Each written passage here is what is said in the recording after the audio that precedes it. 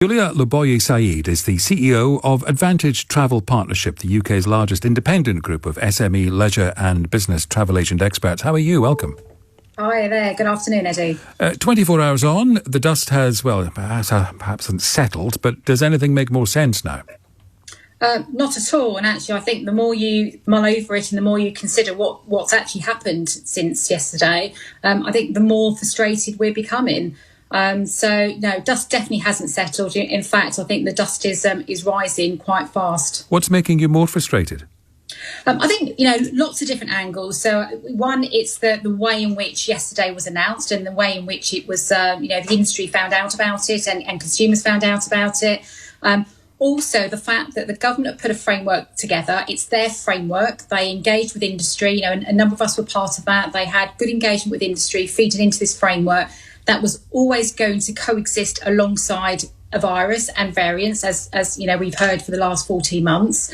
The framework was all about mitigation and making sure that travel could resume safely. And at the first hurdle, it's been disbanded.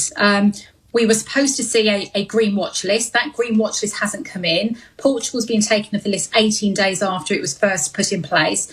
We have consumers abroad trying to get home. We're back to deja vu of last summer, the very thing that we were all trying to avoid. So, very exceptionally frustrated. And it's worth just dwelling on that, because as this news emerged last night, and you're right, the way it came out was, let's be generous, unfortunate. Information was leaked, and then Grant Shapps appeared in a pooled video clip making part of the announcement. Then an hour later we got more information about the red list. I mean, for a government which spent £2.6 million on a Downing Street briefing room, you'd think there might be a more efficient way of imparting information which has a direct effect on people's lives. But let's leave that to one side and let's just focus, because many listeners said, well, look, what are these people complaining about with these people stuck in Portugal? They knew the risks. They know it's a pandemic. They know things can change quickly. And you're right. It's worth just explaining that 2 months ago, having set up the special task force to try to avoid repeats of last year, Grant Shapps said, quote, "To give passengers more certainty when travelling, a green watch list will be introduced to help identify countries most at risk of moving from green to amber." And you're right, that master plan, which took so long to draw up, was in the bin. So it's not just about people whining that their holidays have been interrupted. It's about the government's own rules being broken by the government. Absolutely, and that's the frustration. And I think the more you think about it, the more logic you try to understand.